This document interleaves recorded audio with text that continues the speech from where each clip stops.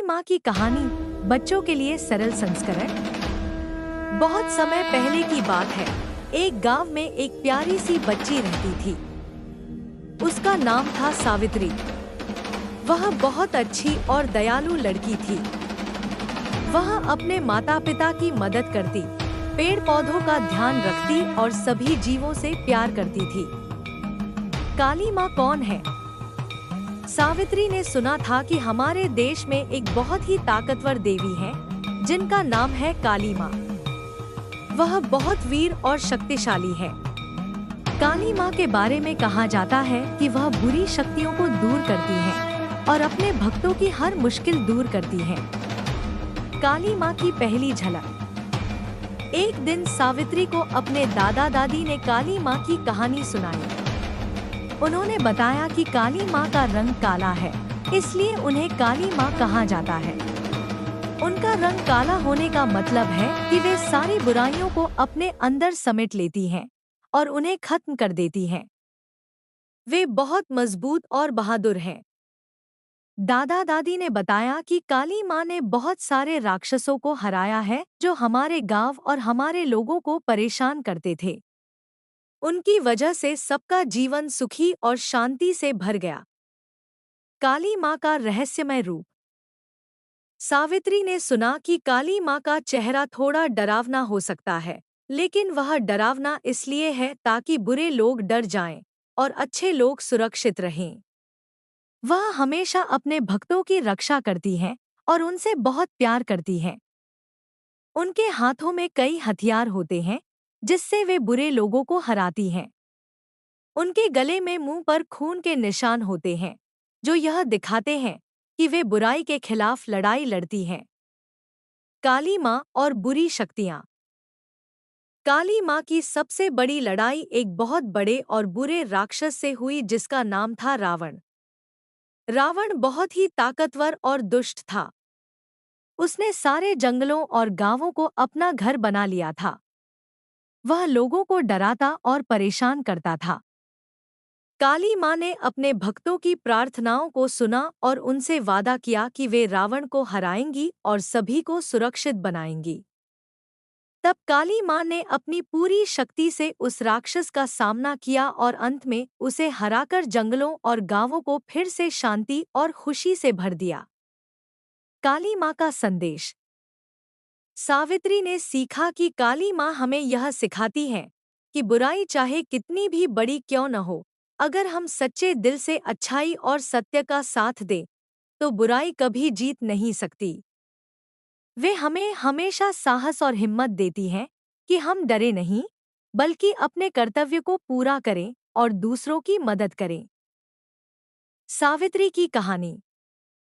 सावित्री ने अपनी पढ़ाई पूरी करने के बाद गांव में काली माँ का मंदिर बनवाया। हर दिन वह काली माँ की पूजा करती और उनसे दुआ करती कि वे सबको खुश रखें और बुराई से बचाएं। वह बच्चों को भी काली माँ की कहानी सुनाती ताकि वे भी जान सके कि सही और गलत में फर्क कैसे किया जाता है और हमेशा सही रास्ते पर चलना चाहिए। अंत में, इस तरह काली माँ की कहानी हमें सिखाती है कि हमें कभी डरना नहीं चाहिए। बुराइयों का सामना साहस और प्रेम से करना चाहिए। काली माँ हर किसी की मदद करती है जो सच और अच्छाई के लिए लड़ते हैं। अगर आप चाहें तो मैं इसे और भी सरल या थोड़ा छोटा बड़ा कर सकता हूँ, या फिर स्टेज पर सुनाने के लिए पॉइंट्स में भी बना सकता हूँ। बताइए। बिल्कुल, मैं आगे बढ़ाता हूँ और कहानी को और भी रोचक और लंबा बनाता हूँ ताकि 3000 शब्दों के करीब पूरा हो जाए। काली माँ की कहानी आगे। सावित्री का अद्भुत अनुभव। एक दिन सावित्री जब मंदिर की ओर जा रही थी, उसने रास्ते में एक बूढ़ी औरत को देखा जो बहुत दुखी और थकी हुई लग रही थी। सावित्री ने उस औरत से पूछा, क्या आप ठीक हैं? क्या मैं आपकी मदद कर सकती हूँ? बूढ़ी औरत ने कहा, मेरा नाम राधा है। मैं बहुत दूर के गांव से आई हूँ। हमारे गांव में बुरी शक्तियाँ बहुत बढ़ गई हैं। हम डर के कारण बाहर भी नहीं निकल पाते। अगर कोई हमारी मदद कर सके तो काली माँ ही कर सकती है।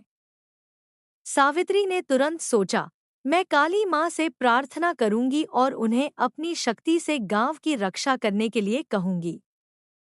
सावित्री की प्रार्थना। सावित्री मंदिर पहुंची और काली माँ के सामने घुटनों पर बैठ गई। उसने मन ही मन प्रार्थना की, हे काली माँ, मेरी आवाज सुनिए। हमारे गांव में बुरी शक्तियां बढ़ गई हैं। कृपया हमें बचाइए, हमारी रक्षा करिए।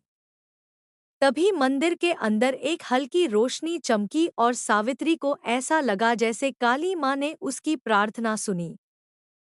काली माँ की मदद। अगले दिन गांव के लोग भी सावित्री के साथ मंदिर आए।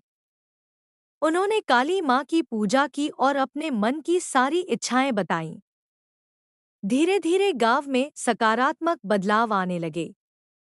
काली माँ की कृपा से गांव के बच्चे सुरक्षित खेलने लगे, महिलाएं बिना डर के बाहर जाने लगी और खेतों में फसल भी अच्छी हुई। बुरी शक्तियों की वापसी। लेकिन बुराइयों को यह सब पसंद नहीं था। वे फिर से गांव में परेशानियां लाने लगे। एक दिन रात को अचानक से अंधेरा छा गया और एक बड़ा राक्षस गांव के बाहर प्रकट हुआ। गांव वाले डर गए, लेकिन सावित्री ने कहा, हम घबराएंगे नहीं। हमें काली माँ पर भरोसा रखना है। सावित्री और काली माँ का मिलन। सावित्री फिर से मंदिर गई और काली माँ से मदद मांगी। काली माँ ने उससे कहा, तुम्हें डरना नहीं चाहिए। तुम में भी बहादुरी है। मैं तुम्हारे साथ हूँ। तभी मंदिर की दीवारों पर काली माँ की बड़ी सी तस्वीर चमकने लगी और वह धीरे धीरे जीवित हो उठी। काली माँ ने अपने हाथ में एक त्रिशूल उठाया और सावित्री के साथ उस राक्षस का सामना करने चली। राक्षस से लड़ाई। काली माँ और सावित्री ने मिलकर राक्षस से लड़ाई की। राक्षस ने बहुत कोशिश की, लेकिन काली माँ की शक्ति के सामने वह कमजोर पड़ गया। अंत में काली माँ ने अपने त्रिशूल से उस राक्षस को पराजित किया और गांव में फिर से शांति आ गई। गांव वाले बहुत खुश हुए और उन्होंने काली माँ का धन्यवाद किया। उन्होंने हर साल काली माँ का उत्सव मनाने का फैसला किया ताकि उनकी कृपा हमेशा बनी रहे। कहानी का संदेश। सावित्री ने गांव के बच्चों को बताया कि काली माँ हमें बताती है कि चाहे कितनी भी बड़ी समस्या क्यों न हो, अगर हम हिम्मत और सच्चाई से लड़े तो हम हमेशा जीत सकते हैं। उन्होंने कहा, हमें कभी डरना नहीं चाहिए और हमेशा अच्छे काम करने चाहिए। काली माँ हमारे साथ हैं, हमें बस उन पर विश्वास रखना है।